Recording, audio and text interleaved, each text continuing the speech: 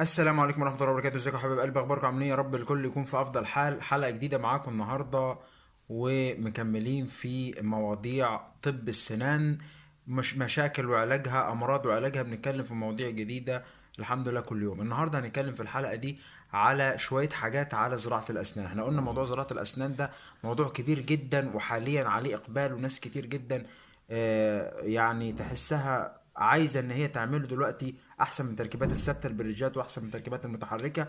ف يعني عايزين نتكلم عليه باستفاضه على كذا حلقه ان شاء الله، بدل ما تبقى حلقه مطوله وكل يوم ناخد جزئيه معينه. النهارده هنتكلم على تعليمات ما بعد الزراعه، وايه اللي ممكن يحصل لك بعد الزراعه، في حاجات يعني في عناوين موجزه ومختصره عشان الفيديو ما يبقاش طويل عليك. ابدا معاك اول حاجه في التعليمات اللي واجب على كل واحد زرع سنان ان هو يعملها.